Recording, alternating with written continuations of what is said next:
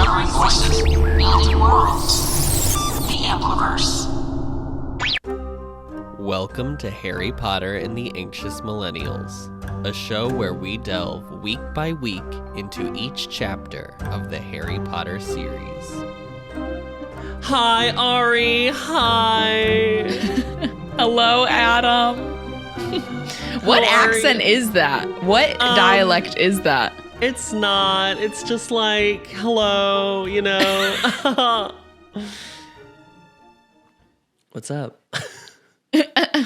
Not much.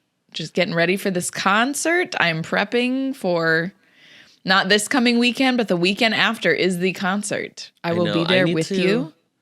I need to pick an outfit. I just ordered my outfit pieces today. Oh, nice, nice. I went through like photos from their concerts. Of course, Khaleesi's barking now. Khaleesi. Oh, it's Amazon. Sorry. Please hold. No, you're good. Just 1 sec. Please hold. Excuses. Ari, this week we read chapter 35 called Beyond the Veil. What happens in this chapter? Oh gosh. Ooh, God. What doesn't happen in this chapter? It's one of those. Things happen in this chapter. It's just, I mean, so where to even start? We meet some not so friendly faces in the Department of Mysteries. Sure. I don't know. Like, I guess we'll just leave it at that. They come into contact with some not so friendly faces, and flee from them, or attempt to flee from them. Then some friendly faces appear, and sadly we have to, or maybe I shouldn't say that because that would be like a spoiler. Things go left. We're anti-spoiler on this podcast. Well, it's like when you read a log line, do they give away, you know, like they typically don't give away the big whatever the climax moment. Twist. Yes, yeah. They don't give that away, do they? So we'll just say, yeah. We find out what happens with the archway and the veil. Yes. Yes, that's a great way of addressing it. Yeah. The veil makes a reappearance. The veil is lifted.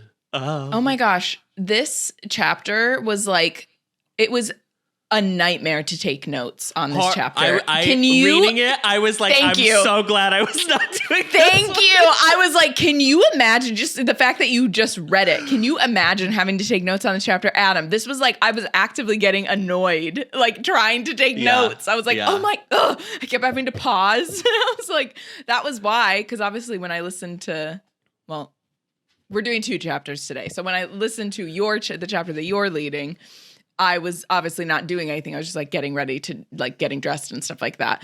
But then because I kept rewinding my chapter, that's why I needed the extra 15 minutes. Because I was like, I haven't even started the second chapter yet. Jeez Louise. Yeah.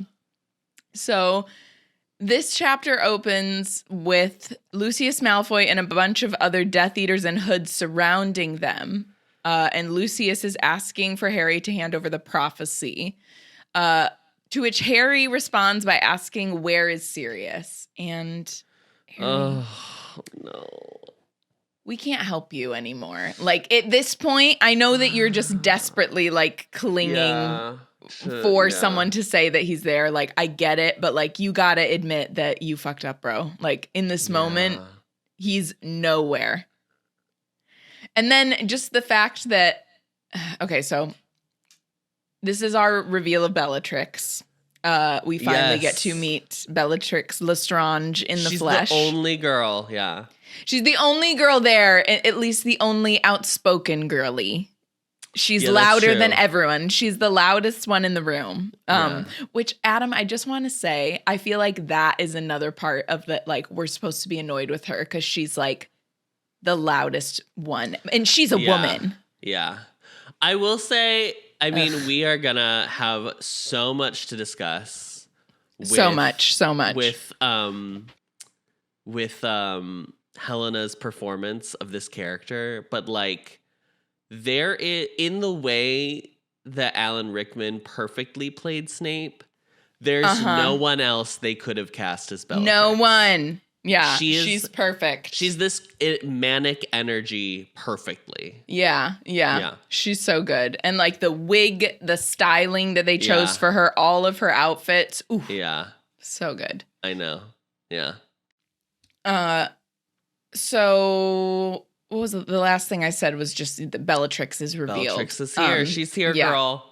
She's here, girl. Coming to the stage. Bellatrix Lestrange. I actually think the character of Bellatrix is actually like really important, but I do think there are some things about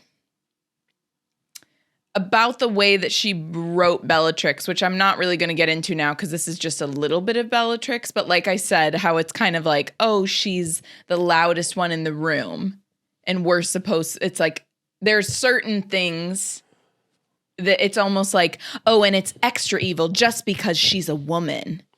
Like, and she's a woman and she's evil. Even worse. Like, and I'm like, dude, okay. So we're supposed to be like more bothered by it, even though like all the men, that's more normalized. I don't know. I just, sometimes there's a little bit of like a really girl feeling with that. I honestly think there's a similar effect, honestly, with Umbridge, that it's kind of like, oh yeah, and she's this evil. But I feel like Umbridge is that perfect example of someone that we've obviously talked about this before, like uses the rules as a scapegoat when really she doesn't care about the rules at all. It's all about power, but she's using that as a way to like control, where Bellatrix is just like nuts. Like she's just unhinged. Yeah, it's also the thing of like evil. Neither of them are the big bad. They're both like the second in charge. Yes.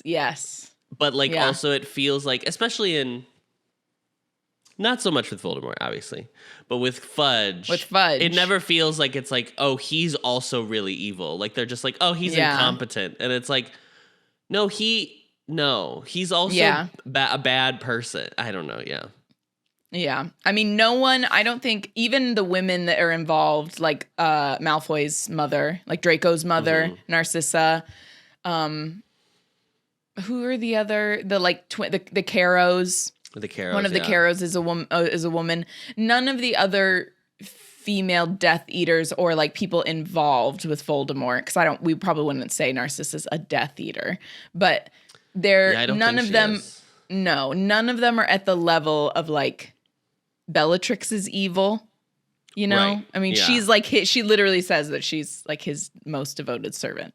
Yeah. Even though, I'm sorry, wasn't that what Peter Pettigrew said? Interesting. I feel like they all say it. They all say they are. All trying to like get senior superlatives. Like, what is this girl? Yeah, I know. I'm like, okay. Most likely to bring the Dark Lord back from the dead. Yeah. Make sure you write my name in for the yearbook.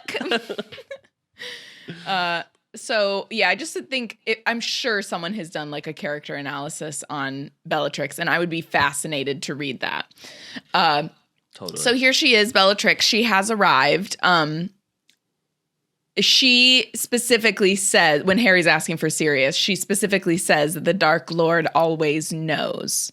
And so I'm like, Harry, this is the confirmation. This is the confirmation that you need. So I would just listen to this. I know you're in denial, but you got to get with it, girl. He's in that river in Egypt, honey. Yeah, he is. So once again, Malfoy asked for the prophecy. And then Harry's like, I know you have Sirius here somewhere. To which Bellatrix is like, I knew you had Sirius here. Like, I was just like, oh my God. Insane. Just like a nightmare. Especially think back to when you were 15 and if someone did that to you, if an adult did that to you. But also, like, you would literally see red. Being like Lucius and being like, sorry, I'm like really busy right now. Girl, we've talked about this before. Bellatrix does not care. We're back at that trial where she was like, the Dark Lord. Excuse me. Yes. This is my moment. She's just that girl. She is the most main character energy of anyone in this book series. Yes, she does not care. She is not afraid to upstage you. Yeah. Tyra Sanchez on RuPaul's Drag Race. It's giving that for me. Yeah. Uh-huh. Everyone else is giving you the side eye, and you're like,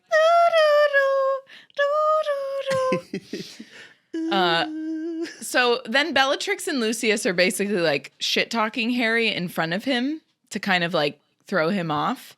And then Harry has this horrible thought. Finally, it kind of gets through to him that he's like, if Sirius really isn't here, he's not. He isn't. I just brought all of my friends to here where they're going to die. Yep. For their death for no reason at all. But then he also notices in the same breath that the Death Eaters don't do anything. Like they're all just kind of like holding their wand. I should have gotten my wand out. It's here somewhere. They're all just like holding their wands at them, but not actually trying to hurt any of them. So then Harry's like, okay, well, I'm just going to stall, girl. You know how like the villains typically do the stalling? Yes. It's Harry this time. Yeah. Yeah. So he's kind of like, oh, what is this about the prophecy? And Bellatrix tries to Accio the prophecy out of his hand, which actually almost works, but he like manages to hold on to it somehow. And then Lucius is very pissed at Bellatrix for doing this. So then we get this confirmation that they aren't going to hurt them. And it's because Harry has this problem. Well, they're not going to hurt Harry. Yeah. They're not going to hurt Harry because he's holding the prophecy. And that's what they want. So Harry's like, okay, well then we're going to just ask them about this prophecy to stall for time so I can figure out what to do. So Bellatrix takes her hood off, revealing her face, the reveal. Yeah. The reveal. And she's described as looking very hollowed out now. So Azkaban has like hollowed out her face. She looks very skull-like. Yeah. Yeah. She got her, what is it called? Her buccal the buccal fat. The buccal, yes, removed. Yeah. Snatched, honey. She said, I had some work done as soon as I got out of Azkaban. I want to look good for the Dark Lord, honey. I'm sorry. I keep picturing that photo of Leah Michelle where she looks like skeletal, where she's it's like so, I can't even do it. It's like so deep in her cheeks. I was like, girl. Yeah, she's just not looking good, basically. She's not looking great. She also threatens to torture the smallest of them, aka Ginny. And I was like, okay, so like once again, we're just laying the groundwork that she is like a maniac. Evil. Like she's evil. Yeah. And so they all, our gang, our kiddos, all close around Ginny to protect her, which I thought was very sweet. Because like they're all like kids. Like remember thinking of being 15 and an adult saying that about one of your friends. Like, it'd just be so scary. Too, because they know it's about Ginny, even though Ginny and Luna are the same year.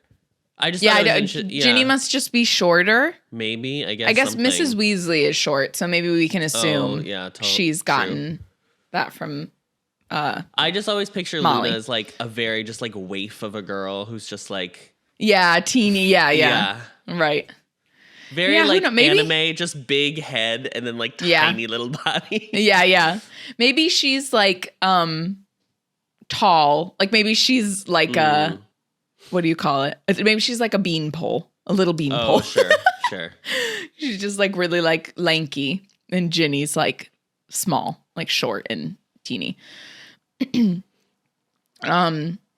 So as Harry's stalling, trying to get them to tell him about the prophecy, I actually thought that was pretty clever. Like how Harry in this is very Gryffindor. Like I don't know as a Hufflepuff.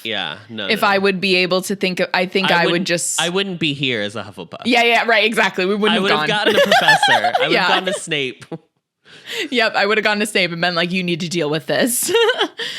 Because the other thing too, if he'd gone to Snape maybe could have like been like, let me legilimens and see what it looked like. And could be like, that's not real, girl. Yeah. Yeah, I mean, this is where I'm. Even if it was an adult I didn't like, I still think I would have gone to them to be like, well, you're an adult, so you'll know what to do more than me. But even if that isn't really true. Yeah, but I also don't. I mean, Harry Potter at this point has like every year he's been in school, he's like saved them from something. So he's like fully, like I am the savior, and I don't mean I that am like, the hero boy. Yeah, I mean it is both like we are making fun of him, but also like they've kind of set him up for this too. Yeah. That, like no one has ever been like, you don't need to do this. He's literally been the one that's teaching everyone. Right. This year. Like he's been teaching all the other students. So they're encouraging that in him anyway. Right. I understand it was for a good reason because they weren't learning anything with Umbridge, but like, yeah, they're feeding into that he's going to feel like he needs to. Well, this is like when he's like trying to stall for time, but also he's like talking to Hermione at the same time. Yes. How does this work? This doesn't make sense. He's like waiting. He's waiting for them to laugh so he can be like, break some stuff. It's so weird because in my mind, they're in like stacks at a library. Yeah, right. So it's like they're quiet. All so close to each other. Yeah, and it's weird to be like, oh, but he was able to whisper, shoot down the. I was like, I wish there was a better way for this to have been communicated somehow. Do you know what I was imagining, Adam? Do you know when you go to IKEA and you go get your furniture? Oh, yeah. I was imagining that, but like with like prophecies. Yeah. Because they're just, it's so huge. Like those shelves go up so far. Yeah. Or Costco. Like, yes, like that. Like more of like a warehouse vibe. But yeah, I mean, they're all so on top of each other. Because if you think about the shelves, there's even in the walkways, there can't be that much room. Right. So as they're stalling, trying to get them to talk, all they can about the prophecy, Harry mentions that he feels Neville like shaking next to him. And I was like, no, I just love Neville. Just protect Neville. I love him. Mm-hmm. He's probably so scared, but he's still there anyway. Do you know what I mean? He's a perfect example of like, he feels the fear, but then like goes anyway. Like he's probably shaking the whole time. Yes, he does. Yes. Which like Harry's like annoyed by a little bit, which anyway. I understand. Well, I'll talk about when we get to it. So he's keeping them talking while he's kind of trying to figure out a way to get out. Or at one point it says he's looking for like a weak link in the Death Eaters. He's just trying to figure out what their options are. Yeah. So he asks why Voldemort wants it. And this really sets Bellatrix off. She's like, how dare you say that with your half-dirty, half-blooded tongue? Like, and he's like, I'm sorry, you know that he's half-blood, right? Or is he not telling you that? Has he told you he's pure blood? Because he's not. To which I was like, yeah, but I was like, okay, I would say this. I would be like, are you for real? Yeah. You are like obsessed with this guy. Yeah, I would. I was like, yeah, that's right. You bring that up. I'd be like, excuse me. Whatever nonsense he's been telling you, it's not true. So then Bellatrix tries to stupefy him again. But at this point, Lucius intervenes, and there are two spells smash into other prophecies. And then we see these ghostly figures emerge from the prophecies, start like babbling what we can assume is their prophecy. Right. Yeah. And then they like disappear. So now we know what happens if a prophecy should break. What is the point? Tell me the point. Tell me the point. What is the point? This is goofy ass. The Ministry of Magic is so fucking incompetent. The Department of Mysteries, they don't know what the fuck they're doing.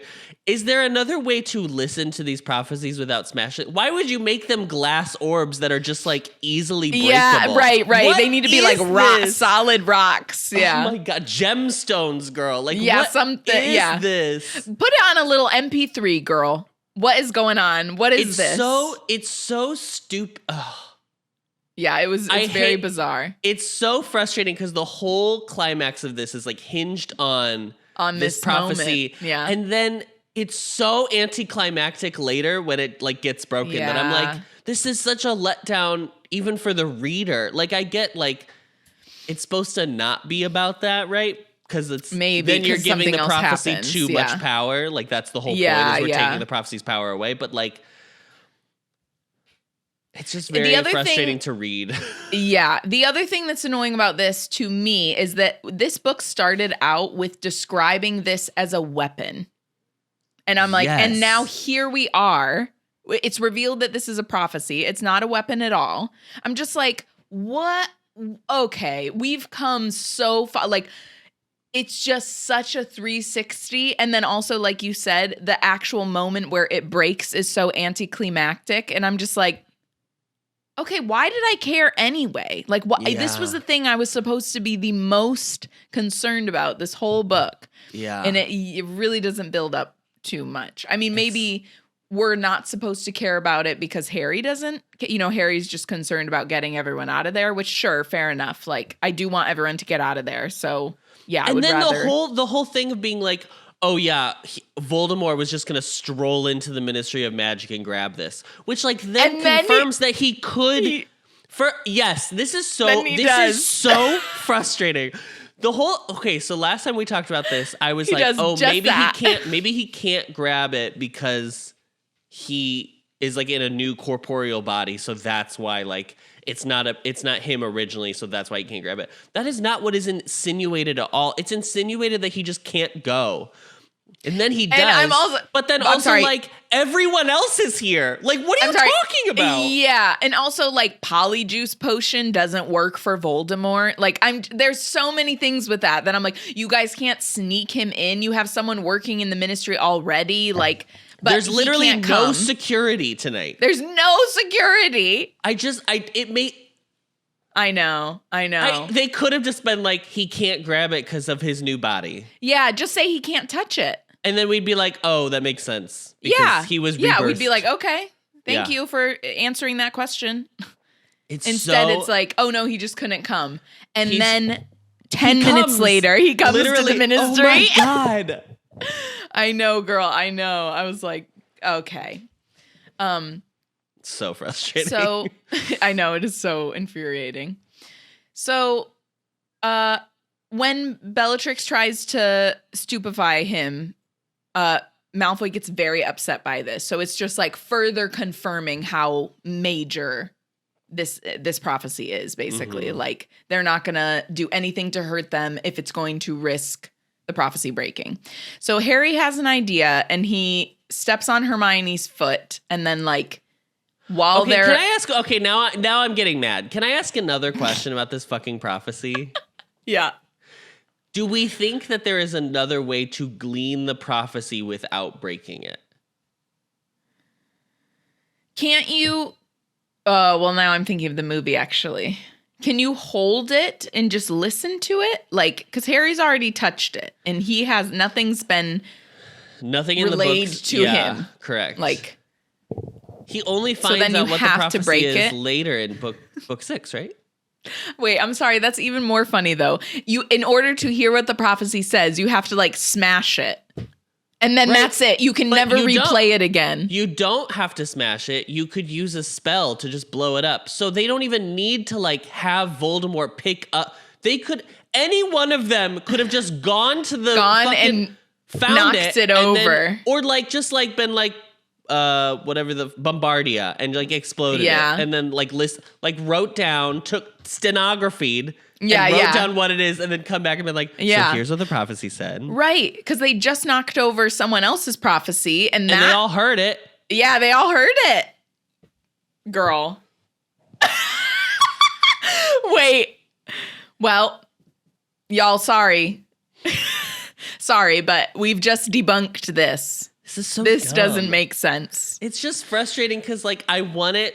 Yeah, you want it to make sense. You don't want it to not. You don't want to be able to poke holes in it.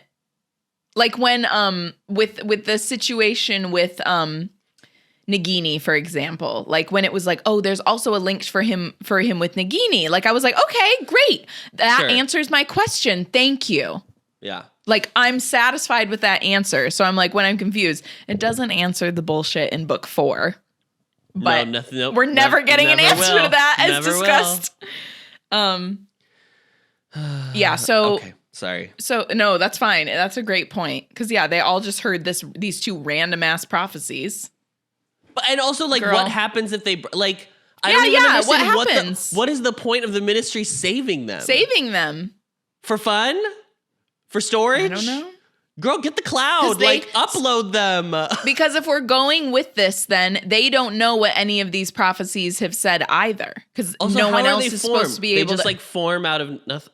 Harry didn't even know there was a prophecy about him. If you have a prophecy about you there, does anyone tell you that is something that's happened? Or you just don't know for the rest of your life? But also, what's the point? What's the point? What's the point of saving them? Yeah. Are there also, this is Road 97. There's probably 100, 200, 300 prophecies on each shelf. There are thousands of prophecies. Are there prophecies of people in 1100 AD and we're just saving them for what the fuck reason? Yeah. And the way we're categorizing them is initials? SWPS, yeah. Oh no. Or what was it? Sybil something Trelawney. Sybil Patty Trelawney. Yeah, SPT, yeah. Sybil Patty. So Harry's idea is basically to smash the shelves so that they can get out of the way. So once again, destroying more prophecies. It seems like that's an option here. But does it mean that no, it can't, because the prophet, I was maybe if you destroy the prophecy, the prophecy can't come true. But that's also not true, because the prophecy does already come happened, true. Yeah. Which is another good point, that it's why is the never mind. We just can't go down that road again. It'll just be a waste of time. I mean, there's a whole conversation I need to know about what does Voldemort think the whole prophecy is? Because even I mean, it's his whatever. If he heard the full prophecy, I don't think he would make any different choices in this book series. No, he wouldn't. And also, a prophecy. We're gonna get this gets confirmed in the series where the prophecy is already, it's going to happen. Yeah. So you can either, for example, in Lord of the Rings, Theoden has a vision or has a prophecy that if he goes to war to fight for Middle Earth, to defend Middle Earth, he will die. And so he goes because he's well, that's my fate.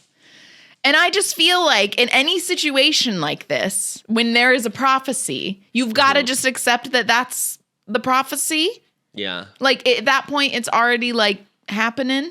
Yeah. I don't know. So. Yeah. Absolutely. Absolutely. Absolutely. We have to move on. Yeah, I know. We could talk about this for hours. We can do a bonus episode. We just talk about this. So Harry steps back onto, we find out it's Hermione's foot. And as the Death Eaters laugh, he's smash shelves. He whispers to her, smash shelves. So in this moment, we get confirmation that Voldemort has indeed been planting the images of this prophecy in Harry's head for months. Yeah. Ever since he's been seeing this, it's been coming from Voldemort. So he was surprised that Harry wasn't as interested in coming. He didn't know he was going to have to plant an image of Sirius being hurt until recently, because he thought that Harry knew what this prophecy, or that this prophecy existed, not even what this prophecy is. He thought Harry knew about this and that he would have been curious and wouldn't have been able to resist coming to the ministry to find the prophecy. Can I say something else? Yeah. This is so stupid. The only reason in the original dreams that he even realized where the dreams were taking place was because he happened to have run down the stairs to go to his trial in the beginning of this book. Yeah. So, I don't even understand Voldemort's idea that he would have, known this, random hallway where it anyway. was, yeah. What, girl? In the ministry. You don't give him a map? So... How is he going to know where it is in the world? There's no signage that says Department of Mysteries. You don't want to throw that in there just so he knows what the fuck we're looking at? It's so goofy ass. Why would and also, no one knows... It seems to me that all of the kids there have no idea that these are supposed to be prophecies. Like, they don't walk into this room and they're like, oh my God, a room of prophecies. Prophecies, right. And if anyone would know, it would be Hermione. Hermione would be the one to know, like, oh, I've seen that they saved them. I've read blah, blah, about blah. this, yeah. But she doesn't even know. So I don't even understand how, from all the visions that he sent him, he would even supposed to glean that that's what he was supposed to be. Yeah. I know.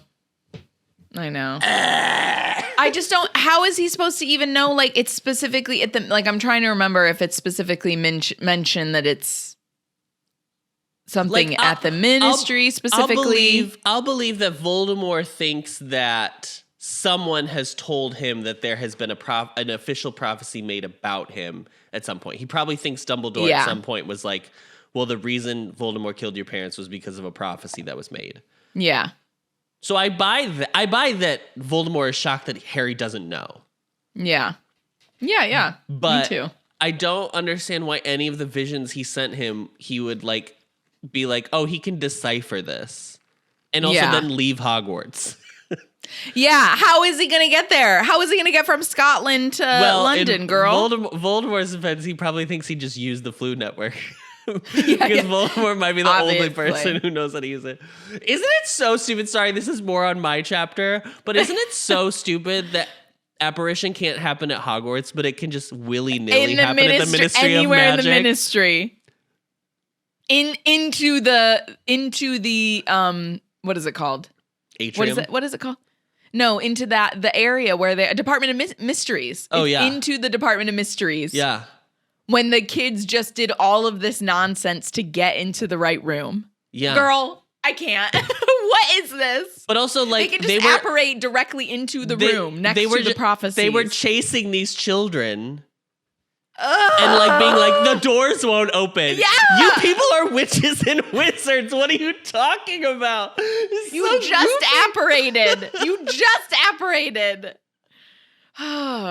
This is what I'm saying. Like, make it make sense. They didn't even need to necessarily apparate there. It makes no sense, Adam. They could have just come out of the shadows. Like, you have to go back and think about this. This is how we know. This is at the point where, like, the editor was just saying, like, yeah, good, go. Slay. Put it out. Slay, Get this queen. book out there Get as out. fast as it can. Yeah.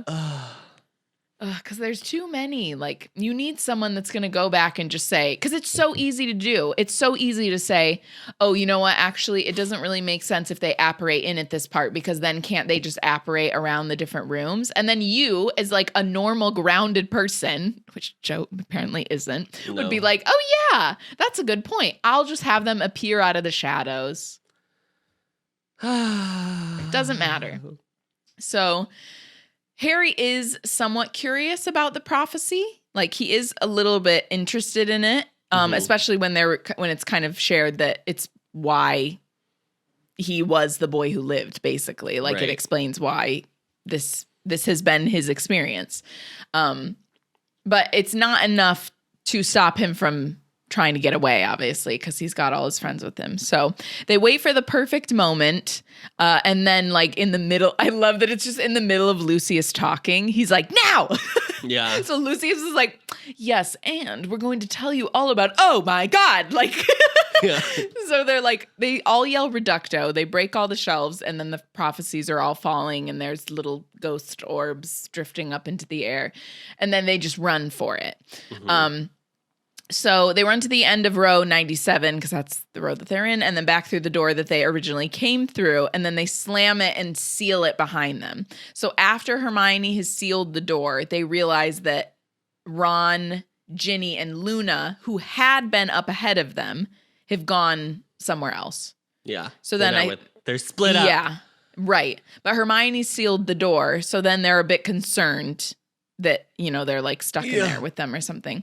But they can overhear the Death Eaters through the door, like Malfoy's splitting everyone up to go and do whatever they're into search parties, basically. Yeah. So they've all got their buddies. Sort of Scooby-Doo. Yeah, exactly. In the hallway. Yep. In the doors. Yeah. Scooby-Dooby-Doo, where are you? So they end up in the room of time with the the bird hummingbird. that's like, yes. Yeah. And then this is wild. I did not remember this at all. Yeah, this is crazy. So, they're hiding in that room under the desk, but then Death Eaters obviously come into the room because they're pursuing them. They end up battling with the Death Eaters. One of the Death Eaters just straight up tries to kill Hermione. Literally tries to Avada Kedavra her. Yeah. Which I don't know if you remember the first time you read this, but I was like, that Hermione almost died. Like, I could not handle it. I remember, okay, so this is the second time in my life that I've read this chapter. Okay. And so I only remember, I mean, there's like details that I'm nearly positive when I read it the first time. I was reading so fast because I was like, this is so, the last like 6 chapters of this book are so action packed that you're just Yes. So I remember, like, there are definitely things that I were know flying through that these. I missed. Yeah. Because I was like, he turned into a what? His head did what now? His head was a what? That's a baby. So thankfully the Death Eater is not able to kill Hermione. I'm pretty sure Harry just grabs him. I don't even think he uses like a spell. He grabs his knees. Yeah, to like cut him off from finishing the spell. Neville tries to help, but unfortunately disarms both Harry and the Death Eater, which I was like... But here's the part. Here's what I don't like about this, Adam. I thought that Neville had gotten a lot better. And so for him to suddenly just revert back, I understand like performance anxiety. Obviously, that's a whole thing with Ron in this book. So I understand that. But I just feel like, what was the point then of having Neville have that arc of like being changed and going through all the different training DA lessons and like really excelling, only to like I don't think he does one thing right in this chapter. Well, he's about to fix he solves his problem that he just made in the next thing he does. That's true. But that spell even doesn't like hit the Death Eater that he was aiming for. It just kind of works out that like, it still helps. And then at some point during this, his wand, Neville's wand is like snap. Was it snap? So it breaks? Neville's on the ground and a Death Eater kicks Neville's face and it breaks his nose and his wand at the same time. Did he have his wand next to his face in that moment? He must have somehow. Yeah, that was that was at the point where I was getting so overwhelmed with what I was taking notes on that I just wrote, at some point Neville lost his wand, because I was like, I can't go back and figure out when that was. So at this moment, after Neville's second attempt spell like ricochets off, what was it? Just the wall? Anyway, so something happens where the Death Eater is knocked over and his head falls through the bell jar. Yes. Excuse me. Yes. And they thought Harry, I guess, because it's from Harry's point of view, Harry assumed that he was going to, like, the bell jar would break, but that's not what happens. His head just falls through it.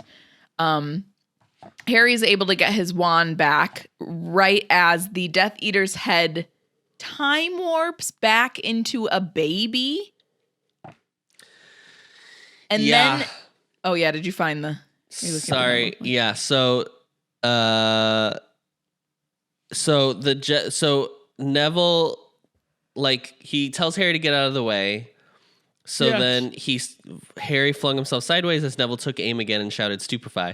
The jet of red light flew right over the Death Eater's shoulder and hit a glass-fronted cabinet on the wall full of variously shaped hourglasses. Yes. The cabinet fell to the floor and burst apart, glass flying everywhere, sprang back up onto the wall, fully mended, then fell down again and shattered. So that's weird. That's what it was. Like, the self-mending cabinet. Yeah.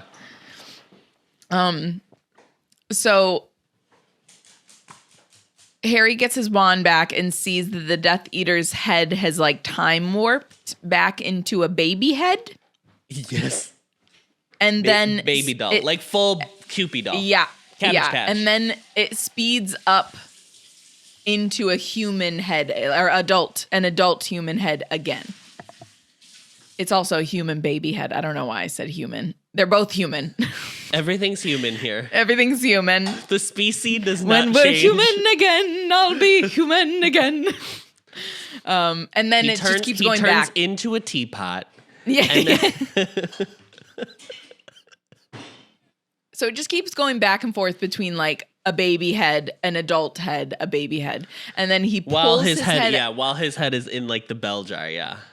When he is finally able to pull his head out of the jar, first off, he could have timed it a bit better because now he's just going to be stuck with a baby head. Unless he puts his head back in. Bad choice. Unless he puts his head in again. Yeah, maybe. I was like, all right. Maybe, obviously, when you're a baby head, you probably have a baby brain, though, too. So maybe you're not thinking clearly. Yeah. There's a lot happening, so I'll cut him some slack. And we will never know the consequences of everything that happens in this chapter. No. It's wild.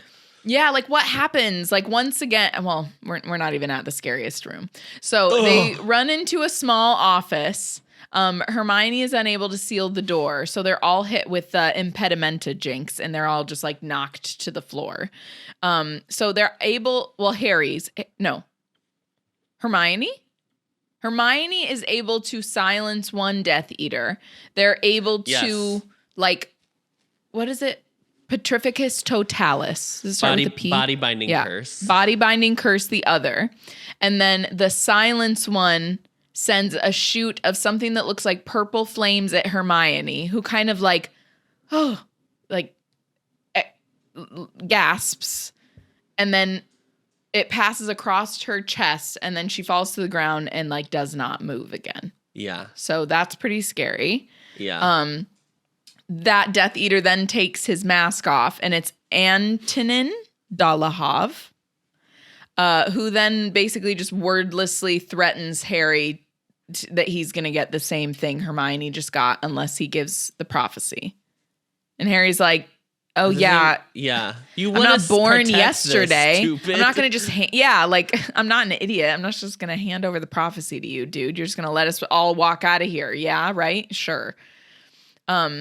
So then the baby-headed Death Eater rushes into the room and like rushes Dolohov.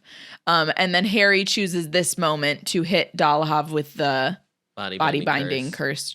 Petrificus totalis. Yeah. And then he goes to try and shake Hermione awake, but she doesn't stir. So Neville checks for a pulse, and he does say he's pretty sure what he feels is a pulse. So we're down one.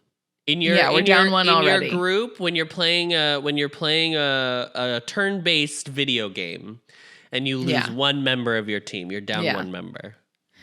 So Harry tries to convince Neville to get Hermione back to the lift and just like get out of the ministry as fast as he can. Neville won't leave Harry, but says that he can carry Hermione.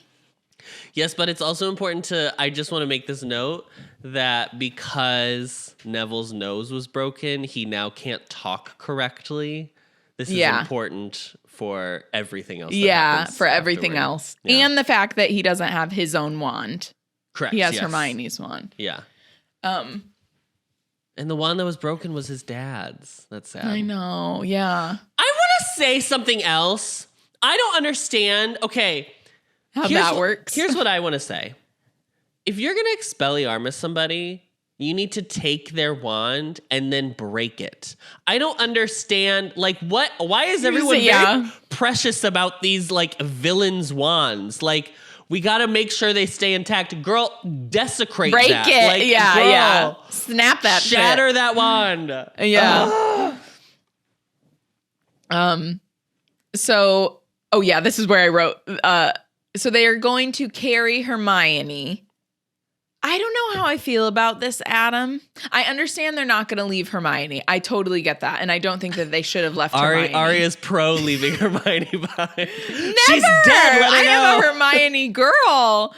I am Team Hermione all the way. But I just was like, okay, so you're going to be running away from Death Eaters with an unconscious person. I know there's like not another option really, but it was just this one part that I was like, okay, we're really like, that was a very quick, all right, I guess we're just going to buy that like they're just carrying Hermione who's knocked out with them while there's Death Eaters trying to kill them. Yeah.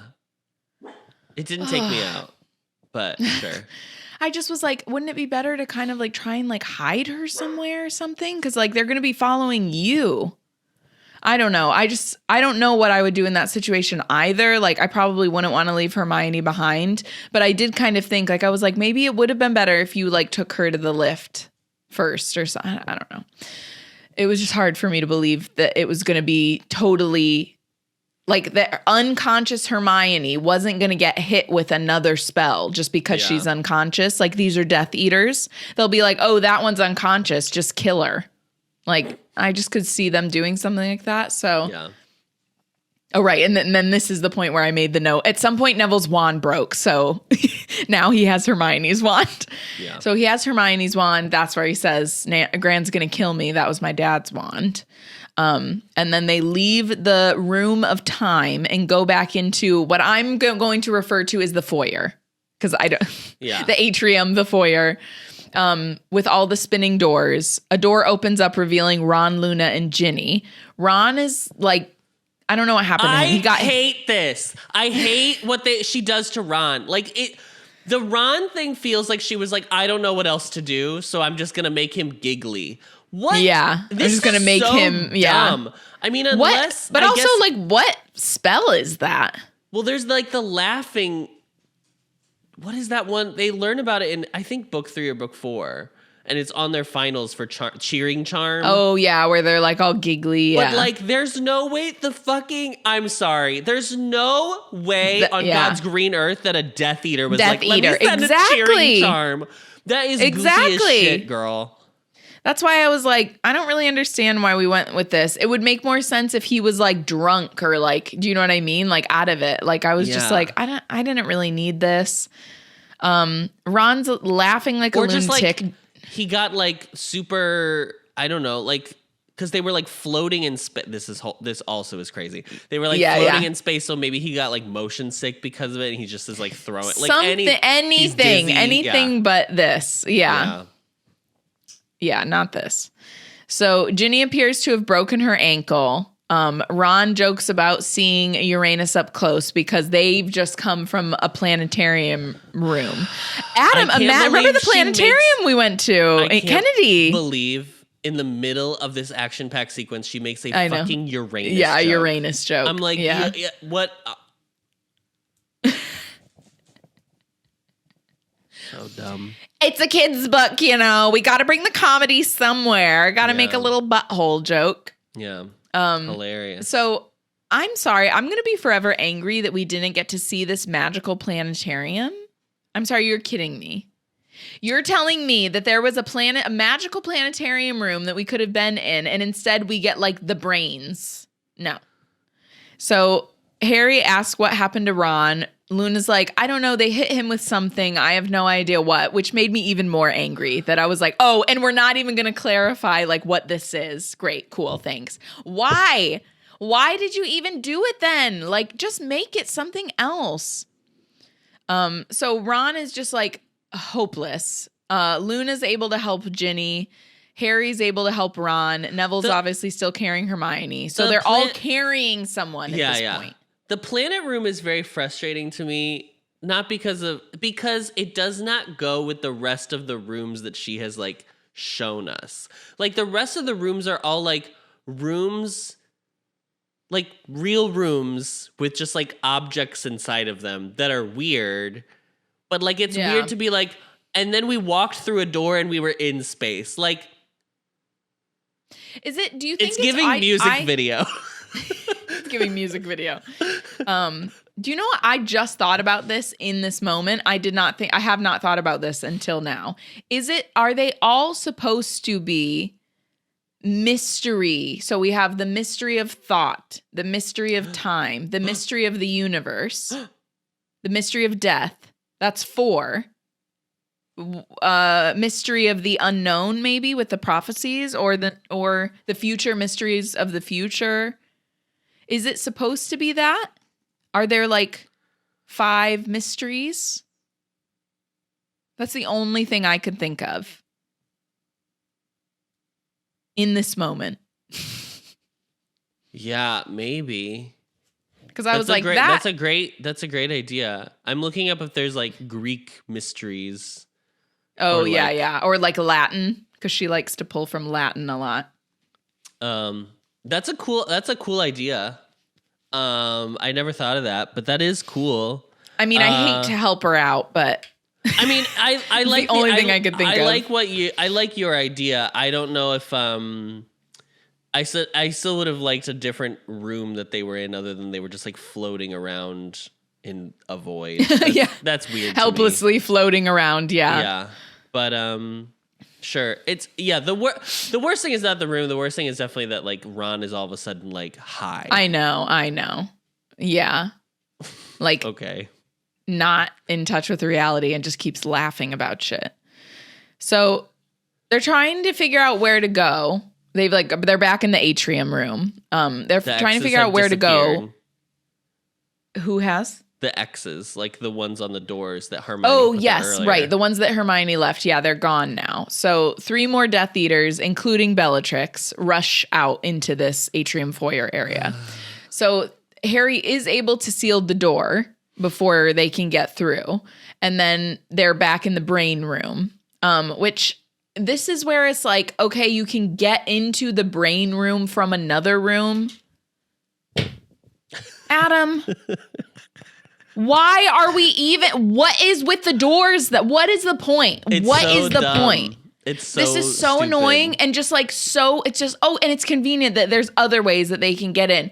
What do you mean? What do you mean? There's other ways they can get in? That was supposed to be the whole thing that there wasn't. Yeah. Oh my God! I was like, what? If you even tried to make like a visual map of what this is like, you'd be like, no, it's impossible. Because like what you're telling me then is they went into these rooms and came out of these rooms for nothing. Yeah. For nothing. Connect, probably. They all connect in the end anyways. Now is what we're finding out. Filled with doors. Like filled with doors. There's the more doors room? than brains in the room. So annoying. So they're rushing around trying to seal all the other doors, which they almost are able to do, but unfortunately Luna doesn't make it to the last door in time. I'm kind of glad she made it Luna and not Neville. I thought it was going to be Neville that didn't get to the door in time. Right before Luna's able to lock the last door, Bella and the other Death Eaters rush in. Mm-hmm. They all kind of come towards Harry. Ron is like tottering towards him. He mentions the brains. He points his wand at the tank and Accios a brain to him. Everyone kind of stops what they're doing and just like watches as the brain soars in the air. And then there are ribbons of moving images that are flowing out from the brain like little tails. And it says that they look like rolls of film.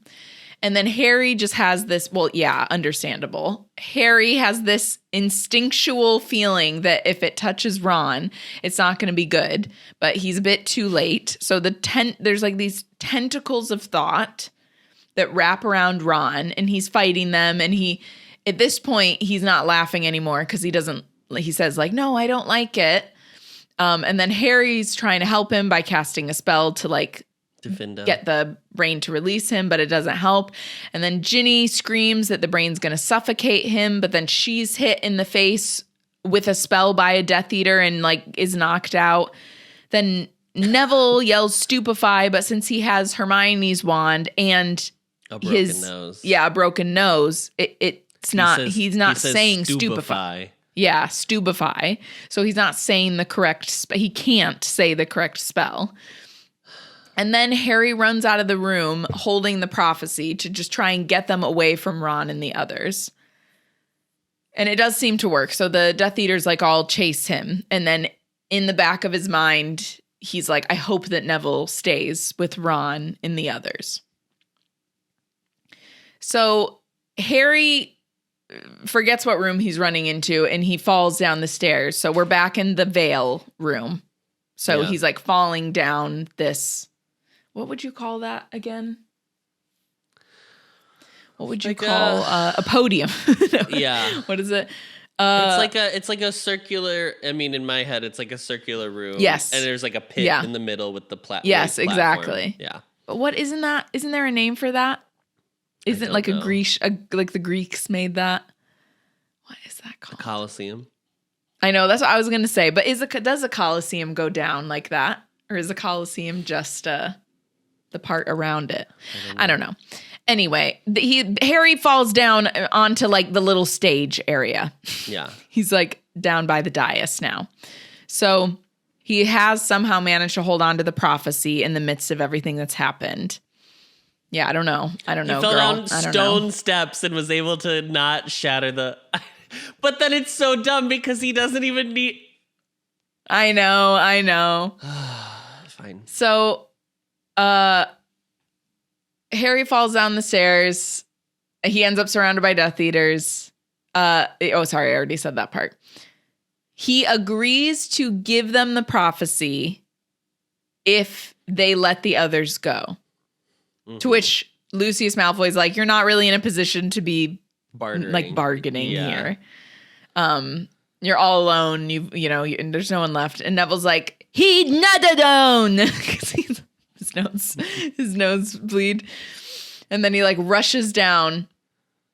And then he tries to like cast a spell, but they don't work. Then one of the Death Eaters like grabs him and holds him. Bellatrix learns who Neville is.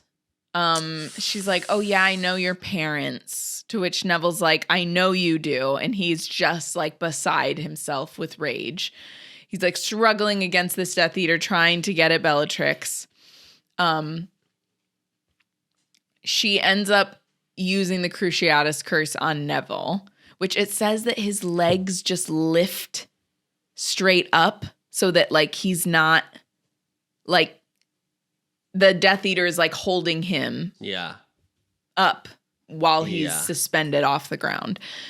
And then he ends up like falling to the floor and he's like crying. And then Bellatrix requests the prophecy from Harry in return for like not torturing Neville. So she's like, you can watch your friend die in like the worst way imaginable, or you can give me the prophecy. And at this moment, Harry's like, well, I don't know what else to do. So he's about to hand it over. But right at that moment, the reveal, Sirius, Lupin, Moody, Tonks, Kingsley. They sashay into the room.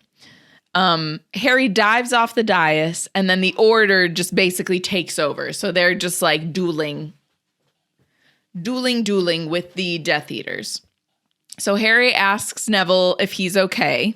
Neville says yes. He asks if Ron's okay, and Neville's like, he was still fighting the brain when I left. I was like, does that mean he's okay? Right. I don't know. Everyone's like, oh yeah, he's fine. Their brain is still attached to him, but he's totally under control. He was fighting it, so it's like, what? Oh my gosh. So they're trying to get out of there. Someone grabs Harry by the neck and yanks him up off the floor so he can't breathe. Then they're like, give me the prophecy. Neville has just given up on spells at this point, probably because of his nosebleed. So he jabs the Death Eater in the eye through his mask with Hermione's wand. I know. I was like, get it, Neville. Yes. So this was he had a good moment here. This was great. I kind of had wished... It's McNair. Yeah, it's McNair too. Yeah. I kind of wish that Neville had like one more shining moment.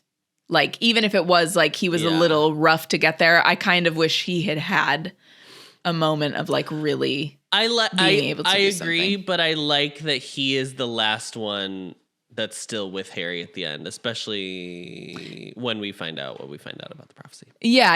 I think she could have done both. Oh, we could have still had Neville and then like just give him one little moment to shine. The thing is like she could have made.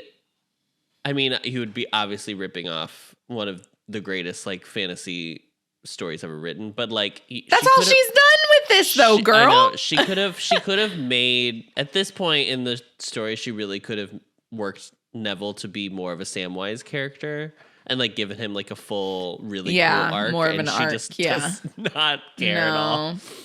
He does eventually get that arc when we get to the final book. So he gets there in the end. The Death Eater gets jabbed in the eye by Neville. Then Harry stupefies him, and then his mask falls off to reveal it is McNair, who was the executioner for Buckbeak. Mm-hmm. And then Harry accidentally steps on Moody's magic eye, there's like a moment where he's like, "Oh my God, I dropped the prophecy." But no, it's just Moody. It's cool. It's just Moody's eye. It's just Moody's eyeball. It's just Moody's eyeball. Fun. Gross. Because it's rolling across the floor. Neville ends up getting hit with some type of like, what is it? It's the like tap dancing. Yeah, the tap dancing jinx. So he's like dancing nonstop. His feet are all over the place. He can't really support himself. Again, like I don't even understand why any of the Death Eaters are sending out these types of curses. Like these are like goofy ass like high school. Yeah, what? Like, who is the Death Eater doing this? The Bat Bogey Hex. I'd be like, okay. Yeah. Aren't you people trying to like kill us? Kill us? Why are you sending out like LOL? Yeah. So stupid. We just need some light comedy right now. I mean, this like purple flame curse is the one that is like, that's the most realistic, girl. Yeah. So Harry, speaking of that purple flame curse, Harry's able to like cast a shield charm to protect him from the flame curse, but he says it feels something. It's like a blunt knife is what it feels like. So like poor Hermione, right across her chest. And then in this moment, the prophecy is almost yanked out of his hand yet again by, it's Malfoy, isn't it? That almost gets it. Sure. Yeah, sure. Someone. So Sirius at this moment tells Harry to run out of there with Neville in the prophecy. So Harry tries to take Neville, but his legs are just like blah, blah, blah, blah, blah, blah. So then Malfoy then tackles Harry. How like Harry was supposed to be teaching Defense Against the Dark Arts and never bothered to learn any of the like counter jinxes. Infinite incantatum.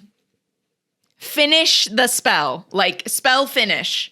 Girl, you're going to have that spell stuck on you for like the next week. What are you doing? I don't know if a spell ever stops unless you cast that spell.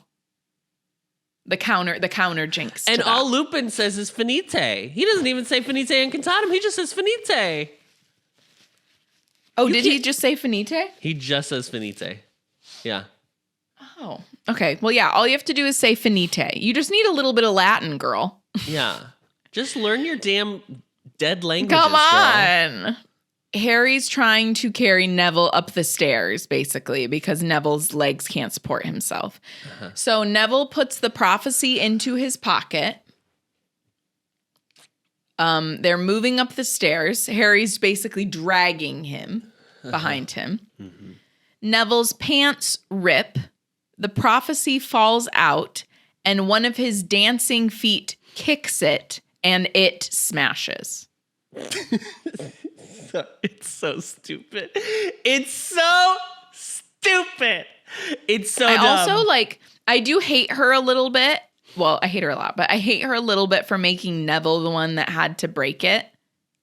Yeah. Because it isn't Neville who breaks it in the film. Yeah. I wanted it to be one of the Death Eaters to fuck up and break it.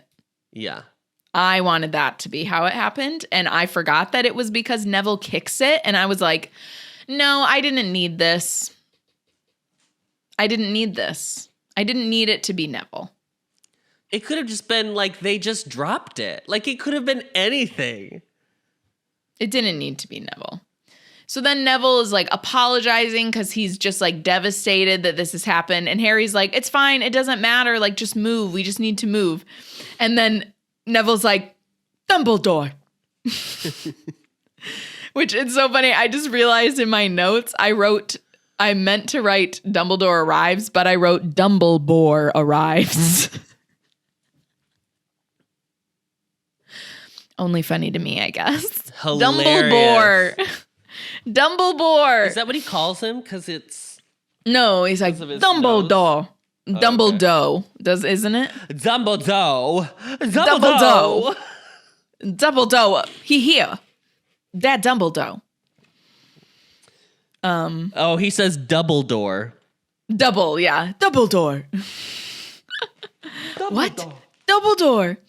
And I just want to say, we missed out on this, girlies. I don't think we get anything even close to this in the film.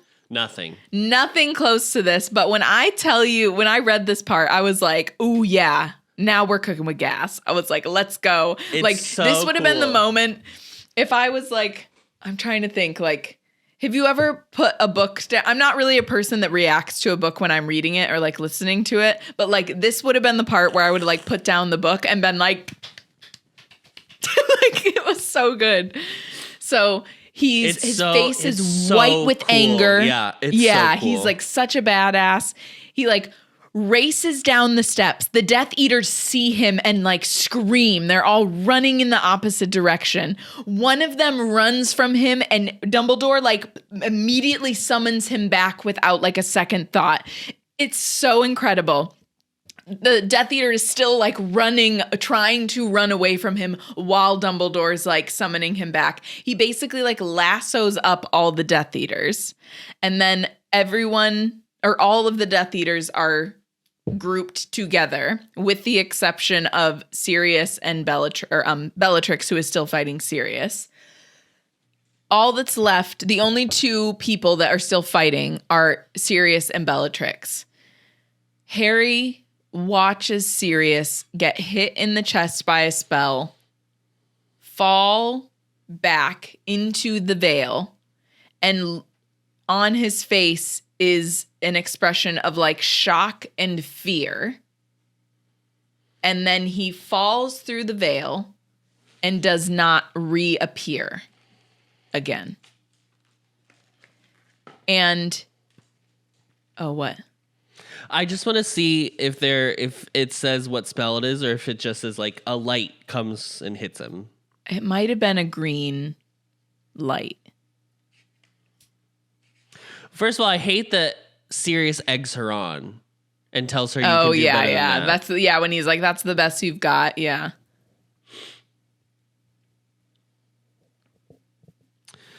So it says Harry saw Sirius duck Bellatrix's jet of red light. He was laughing at her. Come on, you can do better than that, he yelled, his voice echoing around the cavernous room. The second jet of light hit him squarely on the chest, but it doesn't say what color it is. Yeah, no, it doesn't. So is it? And in the picture, they did a red spell. Ooh. Is it because he fell into the veil that he died? It must be then. It has to be. So he was hit and then knocked back into the veil. And then that's maybe what that expression of like shock and fear is because he can feel that he's dying. Yeah. I don't know.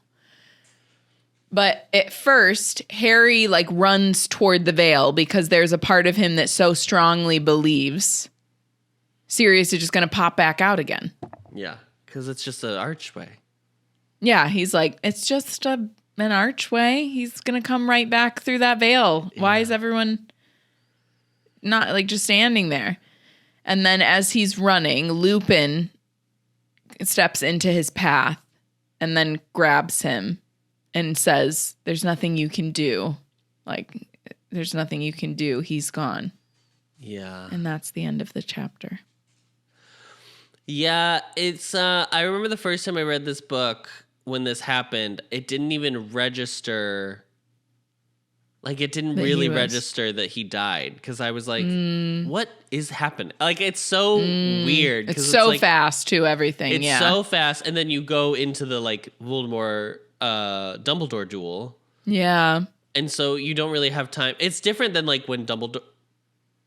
Sorry, spoiler alert. When Dumbledore dies in the next book, and it's, like, very clearly, like, Avada Kedavra is shouted... Yeah. He like, yeah, it's a whole thing. It's like a very climactic moment. Whereas this is like in the middle of action. Yeah. And then it keeps going. So. Yeah. Yeah. Nothing like actually stops. Yeah. And it also is like, we don't ever really get an explainer of like what the fuck this is. So it's like, no, we never do. I'm really annoyed by that. We never come back to this to like understand what the hell that was also, like, and why it's in the ministry. Dumbledore would know what the fuck it is. Yeah, he has to, right? Maybe we just don't remember. Maybe him and Harry are going to talk about it. Maybe. But yeah, that's it. That's the chapter. That's it. That's the chapter. All right. Well, no review this week. That's okay. You can find the podcast on Apple Podcasts, Spotify, Stitcher, wherever you find your podcasts, as well as video versions on the Ampliverse YouTube channel and on Spotify. And as always, don't forget to rate, review, and subscribe so that we can get a perfect Newt score. 5 stars only, or else you will fall through the veil. Oh, yeah. And what does that mean? Don't want that. We don't know. Don't forget to follow us on Twitter and Instagram at HBAnxious, or YouTube and TikTok at the Ampliverse. We are hosted on Spotify for podcasters, so thank you to them and our proud member of the Ampliverse. Please check them out at theampliverse.com.